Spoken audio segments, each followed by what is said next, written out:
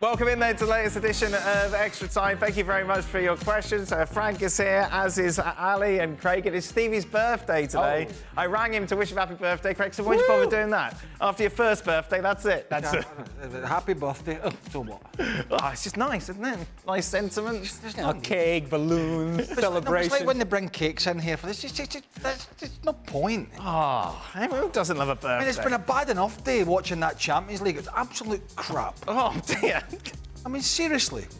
Boring. Oh. So you don't want cake, is what you're saying? No, I don't want cake. No cake. Champions League round incoming. Let's be honest about it. Champions League, when it restarts in January, when it starts in January? Yeah, it restarts in January, yes. The only game anybody's interested in, really, is Paris Saint-Germain, Man City. That's going to be good. Nobody cares if Stuttgart and the others, or PSV just above it. Apart from in that country, nobody else cares. Well, but that country cares, so therefore, that's nice, isn't it? No, not really. But the knockout stage would be good. They look like it's going to be a lot of fun. So, happy birthday, Stevie. Happy birthday. So this is just another way to get to the same place. Exactly, but with more games to make more money. There we are. Craig, will Manchester City beat PSG in what appears to be an effective knockout game in the next round in January? Where are we now? So we got a month. A month. Over yes. a month. What's going to happen in a month? What matter? Where's my crystal ball? I don't How know. the hell do I know what state City are going to be in a month? Well, they may have come back from the dead. I don't think so. What state are PSG going to be in a month, Frank? Well, everybody's pleased that they won against Salzburg, and it's like yesterday that was very funny to follow some pundits saying, well, they played well today, and only one said, come on, do you realize they played against Salzburg and didn't play against a big team? So we have to keep it slow, don't get carried away about anything. Paris Saint-Germain, the only thing good is that Gomez is back as a striker, and it's a good thing for Paris Saint-Germain. Maybe they're going to score more goals, but they're not the PSG that we used to see, and there is no hopes whatsoever to see PSG going that far in the Champions League. Salzburg sitting 32nd in the big table, for those of you that are interested. Frank, are we seeing Pep's ability or the lack of when it comes to managing a team when things are going badly? We talked about this on the show, didn't we? Do you think things will get better or worse in the dressing room?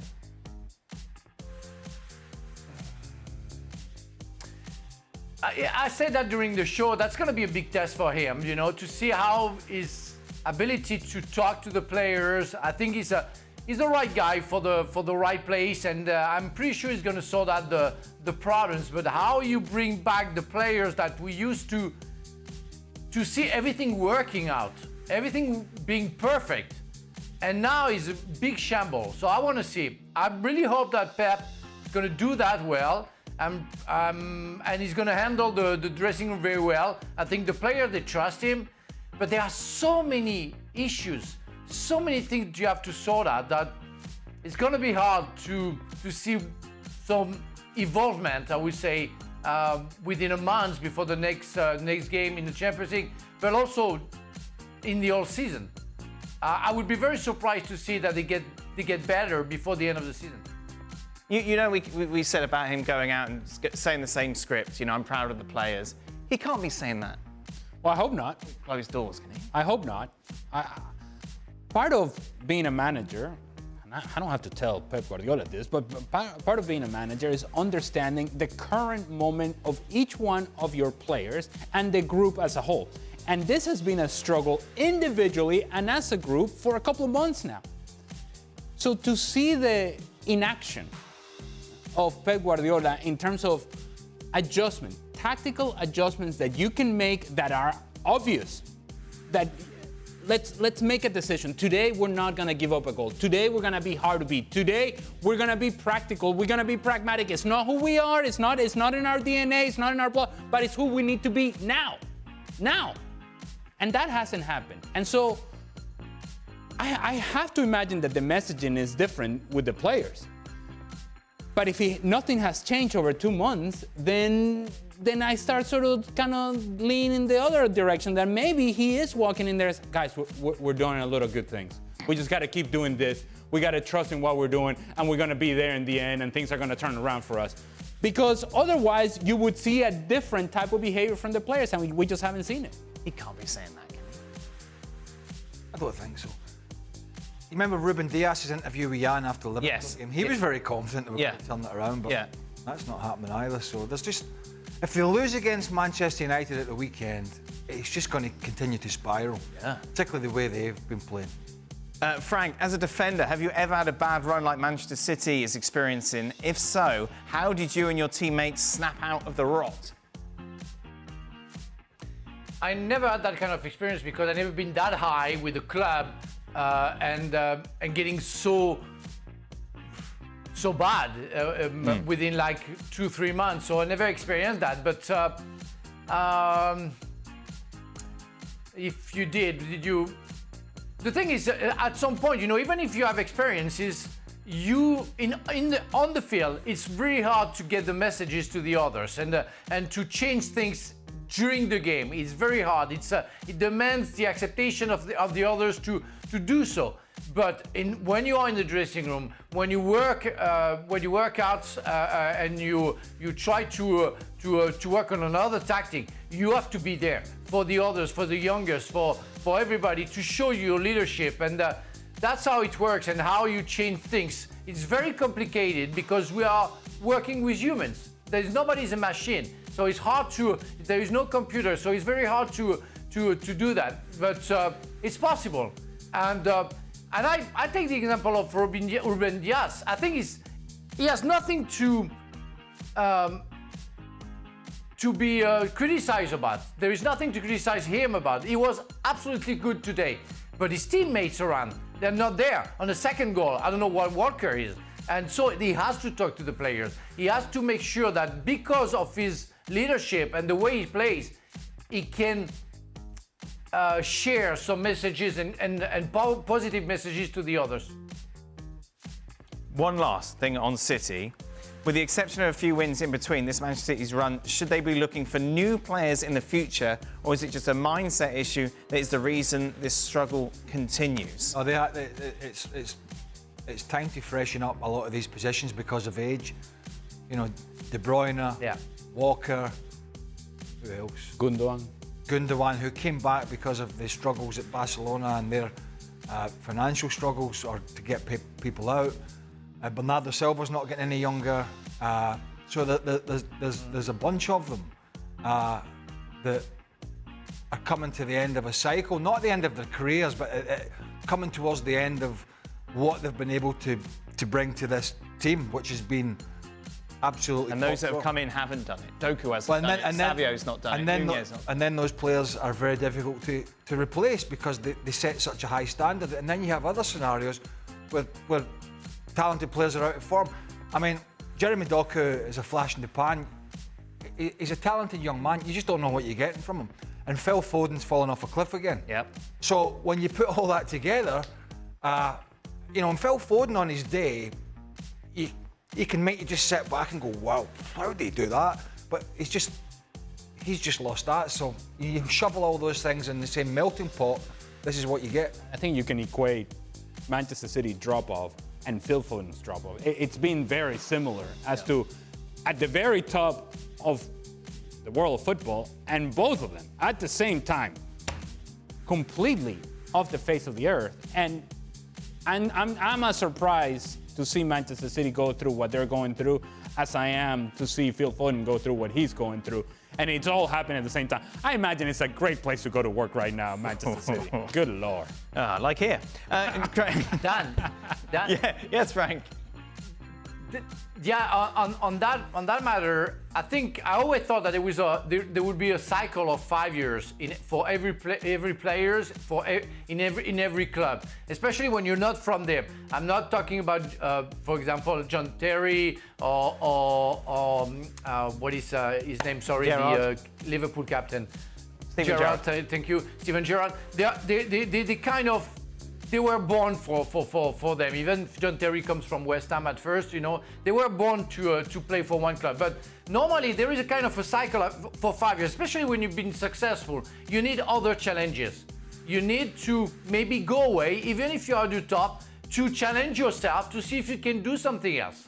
and because you ease yourself in a way, and this maybe what's going on to all the players, because after 5 years of winning everything, you need to refresh to force the players to go away to get the challenge and to expose other players. That's very complicated what City is going through now.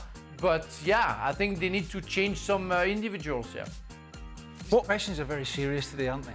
Oh, what do you like? You don't like it when there's joking? Serious show. Craig, There needs to be a memo goes around What tonight or tomorrow about shortening these answers. what players would you consider not for sale at Manchester United?